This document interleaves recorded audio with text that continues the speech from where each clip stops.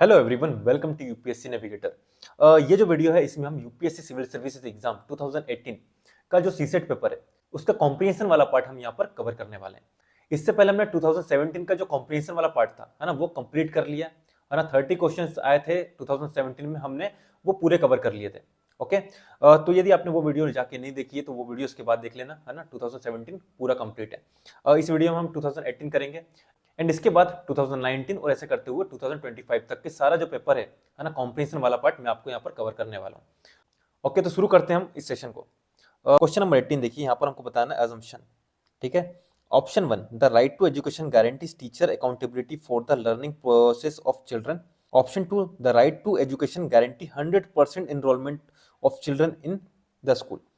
तो यहाँ पर मैंने आपको बताया था सीसेट ट्रिक्स में, अजम्पशन में जब भी आप डेटा देखें तो वो रॉन्ग होता है। ठीक है, यहाँ पर आप देखते हैं डेटा इन अजम्पशन ऑलवेज रॉन्ग।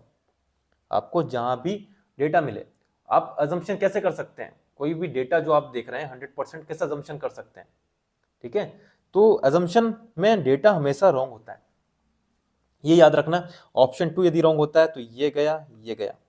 ठीक है, ऑप्शन 3 देखिए, the right to education intends to take full advantage of demographic dividend. है ना, तो आपने राइट टू एजुकेशन पढ़ा है ना, तो उसका इंटेंट ये तो नहीं है। ठीक है, तो ऑप्शन 3 आपका ये रॉन्ग होगा, ऑप्शन 1 आपका करेक्ट आंसर आएगा। और बाकी हम जब पैसेज पढ़ेंगे तब हम और देखेंगे। क्वेश्चन नंबर 19 देखिए, according to the passage which one of the following is critical in bringing quality in education. तो ऑप्शन है देखिए, ensuring regular attendance of children as well as teacher in school. Option B देखिए, giving pecuniary benefit to teacher to motivate them. Option C, understanding the socio culture background of children. And option D, inculcating learning through activity and discovery.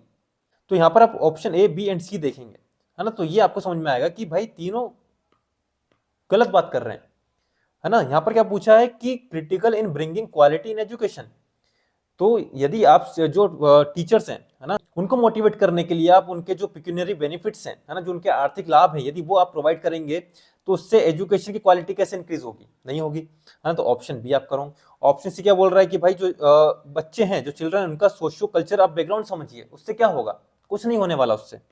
ठीक है, option A क्या बात कर रहा है कि जो अटेंडेंस है ना, जो टीचर की अटेंडेंस और चिल्ड्रन की अटेंडेंस से क्या होगा, जब तक आप इनकलकेट नहीं करोगे learning through activity and discovery, इससे क्वालिटी एजुकेशन होगा। ऑप्शन डी यहाँ पर आपका करेक्ट है। कोर्स लॉन्च किया है, ठीक है, सीसेट क्रैश कोर्स। तो इसमें मैथ्स, रीजनिंग एंड कॉम्प्रिहेंशन हम तीनों कवर करने वाले हैं। ठीक है, कॉम्प्रिहेंशन तो मैं यूट्यूब पर भी फ्री में डाल रहा हूँ। ठीक है, लेकिन मैथ्स एंड रीजनिंग यदि आपका वीक है तो आप इस कोर्स को ज्वाइन कर सकते हैं। फीस जो है काफी मिनिमल है, तो आप मुझे इस नंबर पर व्हाट्सएप कर सकते हैं। और इस सीसेट कोर्स में आपको 50 आवर्स के लेक्चर मिलेंगे।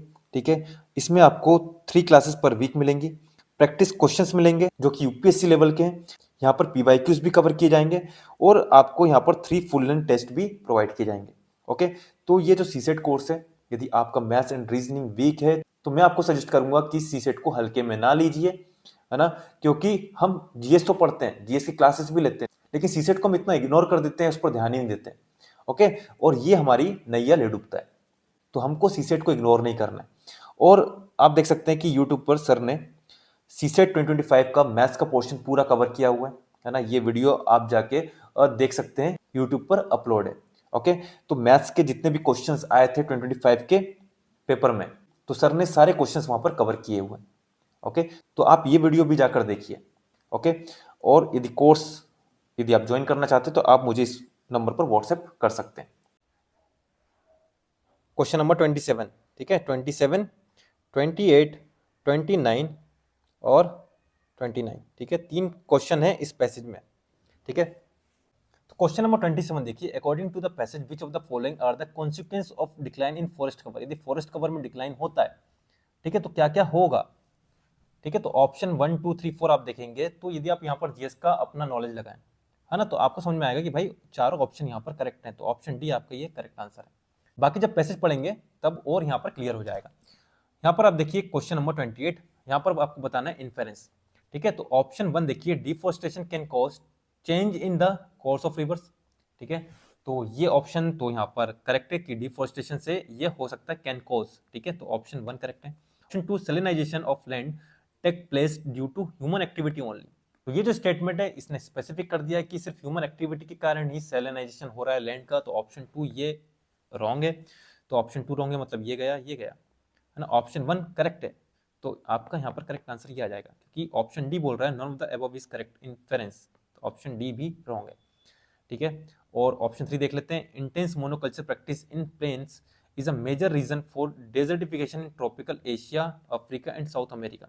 ठीक है, तो इसकी बात हम देखेंगे जब हम पैसेज पढ़ेंगे कि पैसेज में क्या बोला है।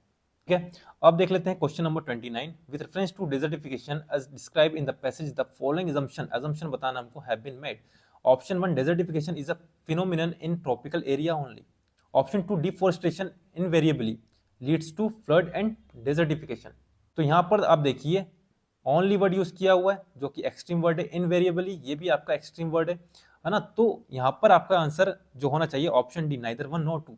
ठीक है, यहाँ पर आप देखिए जो जो वर्ड होते हैं, इनवेरिएबली ये बताया मैंने, इनवेरिएबली, एसेंशियल, इनएविटेबल, तो ऐसे वर्ड यदि यूज हो रहे हैं तो ये स्टेटमेंट आपकी रॉन्ग होती है। ठीक है, तो ये हो गया आपका क्वेश्चन नंबर 29।